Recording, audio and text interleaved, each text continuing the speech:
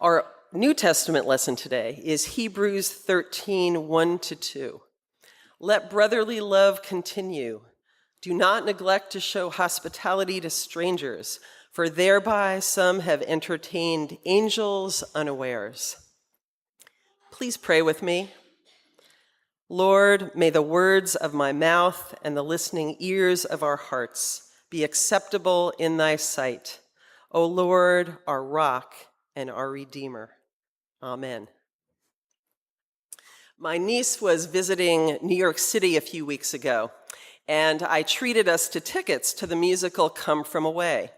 It's the story of the town of Gander, Newfoundland, with a population just a little bigger than Pleasantville's, where 38 passenger jets and some 7,000 passengers were forced to land on 9/11 and stay for several days when the U.S. closed its airspace.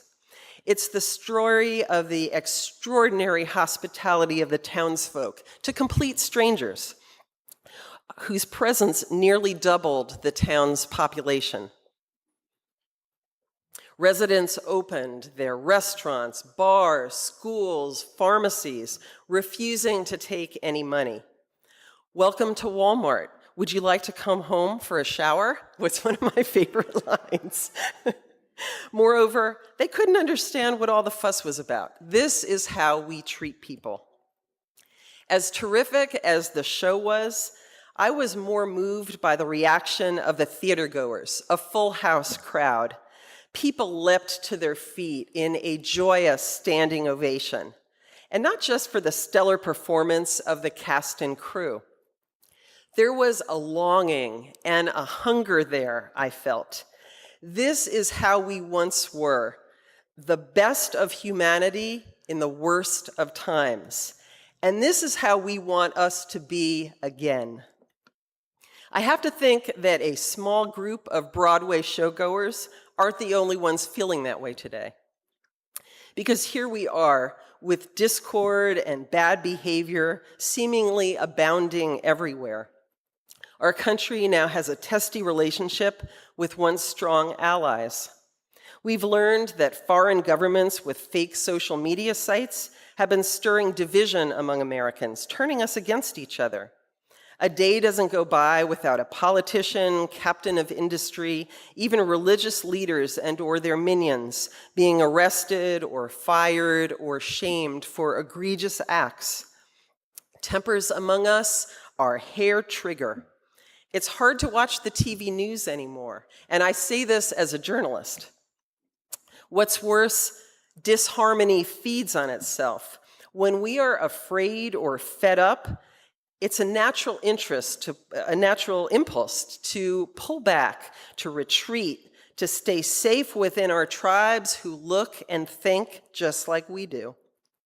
And of course, that only exacerbates the problem, because when we become even more distanced from the other, from strangers, we continue to fear them, and fear is the root of hatred. Well, strangers, aliens, and how to treat them is one of the most pervasive themes in the Bible, in both the Old and the New Testament. Therefore, love the stranger, for you were strangers in the land of Egypt, Gary just read out of Deuteronomy. The Bible makes it clear that our roots are as migrants and aliens. Abraham, the father of Christians, Muslims, and Jews, was a sojourner, called to leave everything familiar to him and move to Canaan, and then when famine occurred, to Egypt. When Hebrews, who are Abraham's descendants, became oppressed slaves in Egypt, God led them in the great exodus out of Egypt and back to Canaan. But what does it really mean to love the stranger? Jesus' parable of the Good Samaritan is perhaps our most well-known example. We all know this story. On a treacherous road from Jerusalem to Jericho, a man had been beaten and left for dead by robbers. A priest and a Levite both passed the man by. Martin Luther King Jr., in his telling of this parable, speculated that they were afraid. Was this a ploy? Were robbers waiting in ambush? If I stop to help this man, what will happen to me? They wondered. The Good Samaritan, as we know, attended to the man's wounds, took him to safety, even paid an innkeeper to give him a place to stay. The Good Samaritan reframed the question, King says. If I do not stop to help this man, what will happen to him? Mother Teresa put it this way: when a poor person dies of hunger, it hasn't happened because God didn't take care of him or her. It happened because neither you nor I wanted to give that person what he or she needed. At our church, we are trying to practice radical hospitality, becoming a beacon to more strangers and sojourners in a number of different ways. We've spent time and money restoring the physical church, replacing stained glass windows, fixing water problems, installing AC and solar panels, keeping the grounds immaculately groomed. We want passersby to see that a group of people passionately love this place and that maybe they belong here too. We've offered events and activities that will draw people through our doors who otherwise wouldn't come inside our church. The Radical Beauty photo exhibit, Boy Scouts, AA, music lessons, a vibrant food ministry. Most important, I think, radical hospitality is about how we act in our day-to-day lives, how we treat people when we're away from the church, because we are the church's ambassadors. We are the church. Individually, this would seem to have little impact. We're a smallish congregation of about 260. But let's do some math. If each of us had just 5 interactions with people a day, and I'm being conservative here, that's 1,300 interactions among us each day. Over a year, that's close to 500,000 interactions.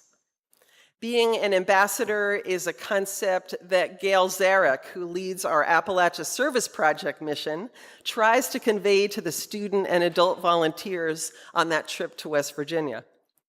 You're not just you, she tells them. You represent the church and Pleasantville and New York and teenagers everywhere. When you act appropriately, there is a halo effect for all these groups. But when you don't, everyone gets a bad rap. So as ambassadors of this church, how do we deepen our interactions, practice more radical hospitality in our daily lives, become more like the folks in Gander, Newfoundland? My friend Andre Coleman offers a clue. Andre is a social worker who volunteers at Children's Village, a residential campus in Dobbs Ferry for young men who, for one reason or another, can't live with their families. Andre was the guest preacher one Sunday morning at Children's Village Chapel, where a large group of kids had been escorted from their dorms for the 9 a.m. service. He stood before them looking immaculate. "Gentlemen," he told them, "I woke up today very early to be with you this morning.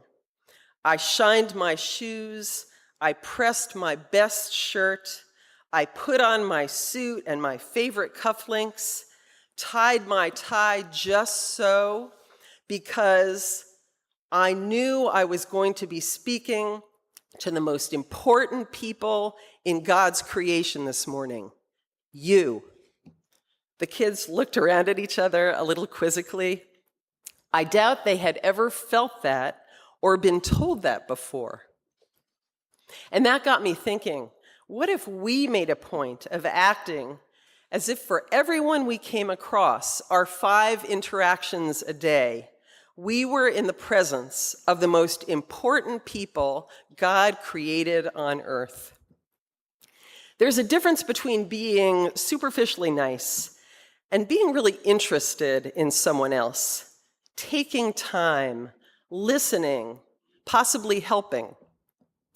I was in the city on Friday, and ahead of me on the crowded sidewalk was an older woman with the worst case of osteoporosis I have ever seen. She was completely bent over at the waist and had trouble even raising her head to see where she was going.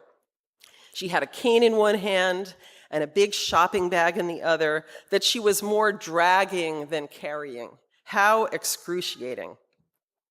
Now, nice was giving this woman a wide berth and not making her feel that her snail's pace was holding everybody up behind her, which it was. And honestly, that's what I probably would have done had I been late to my appointment or weren't so intently focused on this topic this week. I'd like to say that God put this particular woman directly in my path to make me practice what I would be literally preaching about today. But there are people like this all over the place. I just hadn't been seeing them as the most important people God put on this earth. How about if I carry that bag for you, I asked her.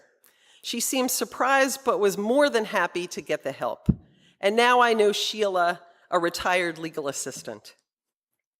In journalism, when you are trying to establish rapport with someone and get them to talk to you, you try to notice the details. So, are they wearing a sports shirt? What did you think about the game last night? Who are those cute kids in the photo pinned to your cubicle? Hey, the name on your name tag, that's the name of my brother. Not fakey, but interested. Once you break the ice, there's no telling where your conversation might lead or just who you might be getting to know. The New Testament passage that I read, Paul's letter to the Hebrews, says, "Don't forget to entertain strangers, for thereby some may entertain angels unawares." Biblical scholars say he's referring to Abraham, who in Genesis was a wonderful host to 3 men who came upon his tent. One of them turned out to be God, and the other 2 were angels. My friend Andre would say that every stranger we meet is an angel, the most perfect being. I read this passage and say, as you know, you might never know how important and far-reaching an act of kindness might be. We in this congregation know what it feels like to be listened to and cared for and loved. When we're on the receiving end of someone going out of his or her way for us, we know what our impulse is: to pay back the favor. It's called the reciprocity principle. In Gander, Newfoundland, for example, though residents refused to take money, passengers stuffed some $60,000 in the town's suggestion box as a small token of their appreciation and started a scholarship fund that now has amassed $1 million. Friendships struck during that tragedy are alive today. People's lives were transformed by that community's kindness. And that's just the people who were the direct recipients of that hospitality. What about bystanders who witness above and beyond behavior? They're inspired too. I know I was 17 years after the fact watching that show. I think back to a commercial several years ago called "A Helping Hand is Contagious." Bear with me. A woman stops a pizza delivery man from inadvertently walking into traffic. A guy who sees that helps a woman and her child off a bus. A man who sees that helps a shorter colleague get a box off a high shelf. A woman sees that and walking home stops a kid's basketball from rolling in the street. A guy driving by sees that and later helps grab someone's luggage off a turnstile. A window washer sees that and when he's at the laundromat, runs after the guy who left a sock in the dryer. A woman sees that and later gives her seat on the bus to a man and his young daughter. Another guy sees that and later moves a box so a man doesn't trip. A guy who sees that feeds the parking meter for a stranger. And a woman sees that. She's the woman who stops the pizza delivery guy from going into the street. A virtuous circle. In a world where big problems seem to emerge daily, little acts of kindness can seem silly, trivial, and beside the point. Indeed, there are times to march, to demand change, to call our congresspeople, and certainly to vote. But I have come to believe that Healing this country will need to come from the bottom up.